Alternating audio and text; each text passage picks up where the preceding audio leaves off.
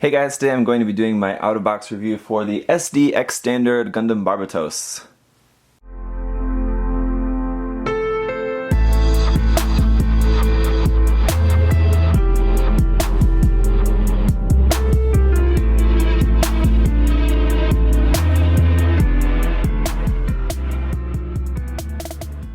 So just want to start off again, as always, saying a big thank you to MindFenix Hobby Store for sending me this kit to share with you guys. So if you're living in Australia, please do check out their site. And let's get into the review of this guy. If you've seen any of the past 9 kits in the series, it's going to be pretty much the same. It does have some hollow spaces. It has a lot of stickers. It has, pretty standard articulation for an SD. I think in some areas maybe a little bit better than others. But I mean, although really just pretty basic, and though I think if you're willing to put in the work, paint everything up nicely and do all of that, it is going to look really nice, because I think the SD Ex-Standard line do quite look nice in terms of their proportions and details.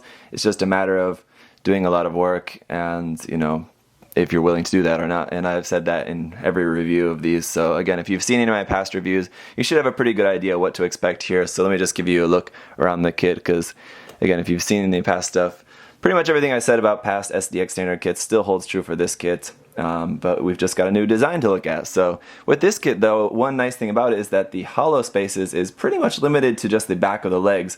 And the one thing that I think is really not so bad about that is that the Barbatos by design is supposed to have just like mechanical detail on the back of the leg.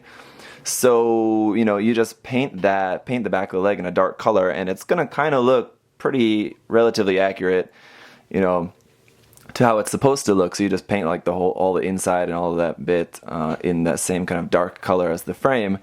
And I think it's not going to look all that bad. Another thing that you can do, and this is something I was mentioning to one of my friends recently about this kit, what you could do if you really wanted to fill in the back of that space is if you have a kit like, for example, the HG Gundam Kimaris. It uses the HG Gundam frame runner, same as the Barbatos, but it doesn't use the parts for the legs because it has different legs. So what you could do is use the parts from that kit for the legs, for like the inner frame of the legs, and you'd have to cut them up a little bit. You could cut up some of those extra parts you have left over from one of those kits, from a kit that has leftover parts of a Gundam frame, and just put those in the back of here. So for example, basically just like the tubing that goes like on the back of the lower leg, something like that. That'd be really easy to cut out of the HG and sort of add it into here just to sort of cover up some of that empty space there on the back of the leg. So that's just one little thing that you could do to help improve the look of this kit. But let's go ahead and now take a look at the articulation and just point out all of these stickers here for you. All of the stickers should be pretty apparent. If you saw the unboxing, the kit is really only molded in a couple different colors. Here on the head, that's that dark part there on the top, that's a sticker. The chin is actually made up of 2 red stickers, one underneath and one on top. Yeah, okay, I'll give it that. The face here, you can see that gray piece at the bottom, that's part of the gray piece that makes up like the eyes. It's the eyes and then this gray piece here. The eyes, obviously that sticker's on there, but that is a gray piece. So what I really think they could have done was to make that gray piece and these gray pieces there on the side, they're also fitting onto that same part as the eyes, and then just make this face mask here just attached to like the top of the head coming down. I think they could have made that in a way that these gray pieces on the side of the face were also molded and not stickers, but they did not. So those gray pieces there on the side of the face are also stickers. Gold here on the side of the head is also stickers, and I've heard some people complain that the V-fin is molded in yellow, but all the other stickers are gold. Doesn't really match. Yeah, I don't know. It's not really the worst thing in the world, but we have just this dark color there for the back of the head. So overall, I think the head looks quite nice in its design. Here on the chest, a sticker there, a white sticker that wraps around that chest part there that includes that power symbol there. Some white stickers here underneath the chest. The chest is all molded in blue. So the white underneath there, the white on the side, that sticker, the gold there in the vents, of course, a sticker. Here on the shoulder, we have 1, 2, 3 stickers that actually make up the power symbol on the shoulder there. 1 gold sticker wraps around the side. On the front skirt, there's 1 red sticker there in the center, gold stickers on the side. Actually, up inside the stomach there's another brown sticker to cover up the lower part of the waist. Let me just pull this up so you can see that better. Here inside there's another like the dark gray brown sticker that's gonna fit on there. So then surprisingly no stickers here up on the neck. You'd think that there would have been like a dark gray sticker to cover up that part of the neck, but surprisingly not. Then here on the legs, sticker there on the knee for that power symbol, gold sticker on the front of there. On the feet, there's quite a lot of stickers here as well. One stickers here for the red on the back of the feet, 1, 2, 1 on each side. For the red on the front part of the feet, 1, 2 on each side. For the toes, we have one sticker for each toe and then one sticker between the toes, so it's 1, 2, 3 stickers there to cover that. On the back, and pretty much nothing there. So a lot of stickers, yeah, but again, if you're familiar with the SD Ex-Standard line at all, that shouldn't come as any surprise for you. Now the articulation for this, I've found this to be a little bit of a problem for past SD Ex-Standard kits and just SD kits in general, is that the shoulder, the way the arm plugs into the shoulder armor, here, this joint here, moving the arm at all will tend to make that ball just pop out of that joint really easily. So just moving the arms around, you gotta be really careful. I mean, the arm is just gonna pop out and you just have to put it back in. It's quite tight. The arm can bend like 90 degrees, but it's kind of blocked by how big the shoulder arm is. You can bring that up, you can bring this out a little bit. That polycap inside the torso will pull out like that, like a lot of HGs do nowadays. So pretty nice articulation there in the arms, not bad. In the legs, the top of the legs, the same thing. Moving the leg around too much in this ball joint can tend to pop out of there quite easily if you're not careful. The feet can go down about that much. So that's one thing I like about the SD Ex-Standard line. This detail in there may not look the most pretty, but I think that I like the fact of being able to put the feet nice and far down, pointed down like that. The front skirt is on a separate piece that can be rotated around like that a little bit to get that out of the way if you want, but overall nothing really too exciting. So let's take a look at the accessory. And one last thing, underneath the crotch there we do have a point where you can plug in the action base there. So let's take a look at the accessories for this kit. Pretty nice that we get 3. We have the sword, which again, all of these are just molded in one piece and in one color, so don't expect too much, but it is nice that we have 3 of them. So we have our sword here. Nothing really too special about that. We have the cannon, which looks not bad. You know, it's very thin, but otherwise, I mean, the detail on there doesn't look too bad. And then, of course, we have our mace, which also looks quite nice. I think it would look better if you cut off this detail and just made this just straight, if you cut that off. But there is a purpose to that, because what we can do with these Ex-Standard kits is make some kind of, as I call them, Frankenstein weapons. One of the things you can do here is putting the cannon and the mace together like that.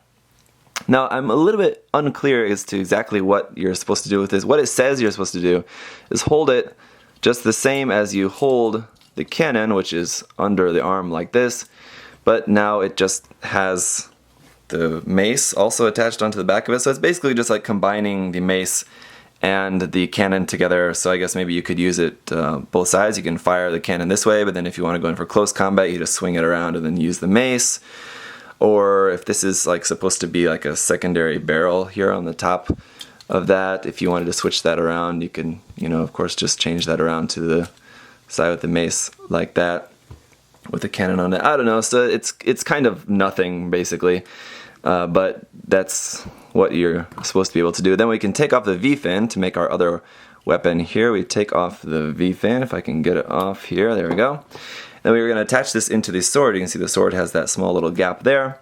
We're just going to attach it in like this to make a sort of Power Rangers looking sword here with this V-fin. But now you've got your Barbatos Gundam with no V-fin, and it's going to be looking a little bit strange, but nevertheless, that is supposed to be the other weapon that you can make for this kit. Not really the best when it comes to the Frankenstein weapons for this kit, but it's okay. Not all of them can be winners in that category.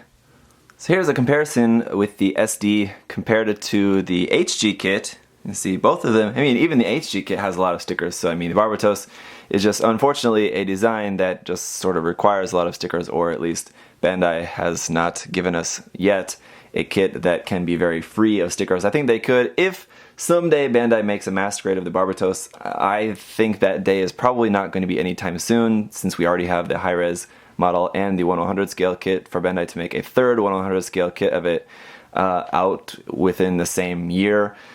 I would think that very unlikely, so I think it's possible in the future we may see a proper master grade Gundam Barbatos, and I think it could be a really amazing kit, and it could solve a lot of those color app sticker problems, but I don't anticipate that happening anytime soon. But when it does, I'll definitely be excited for it.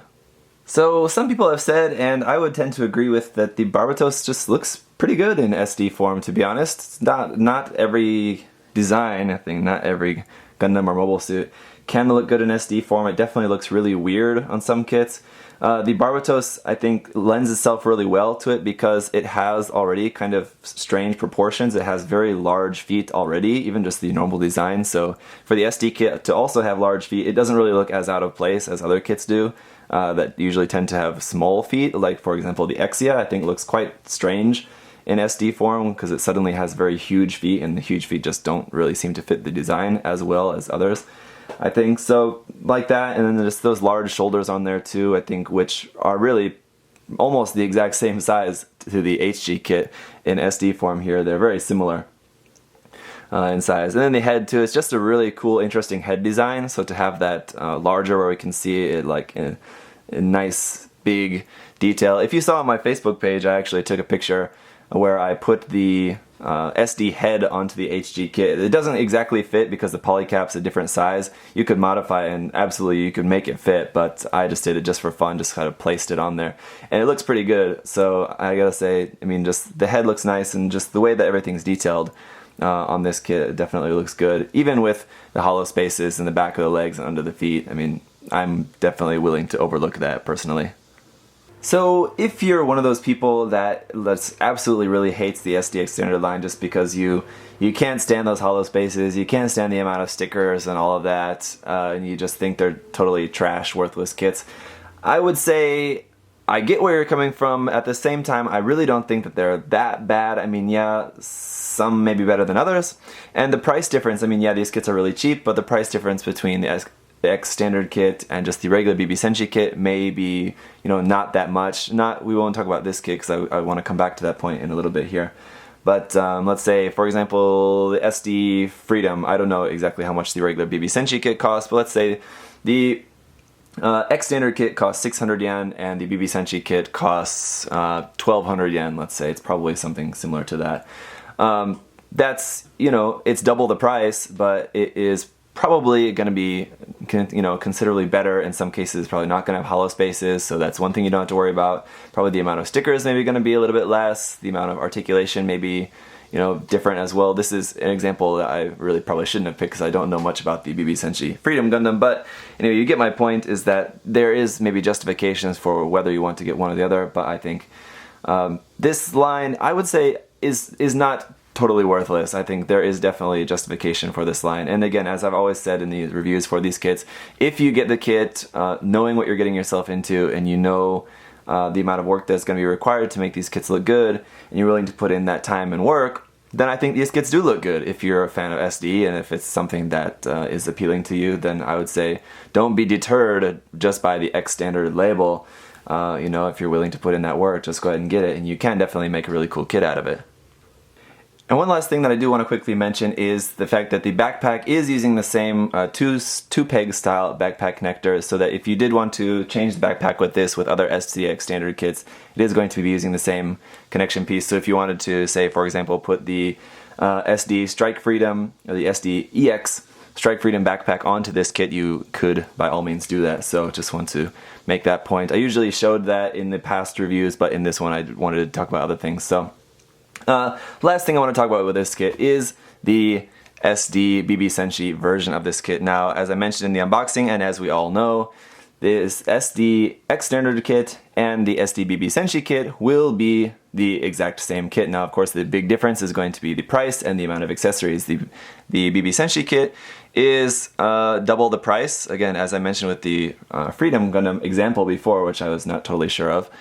This one is 600. The BB Senshi version of this is 1200 yen, so double the price, but we also get all the accessories and all the parts to make every single form of the Barbatos, and we also get the inclusion of the long-range booster, which the Gundam Barbatos can be attached to the underside of that.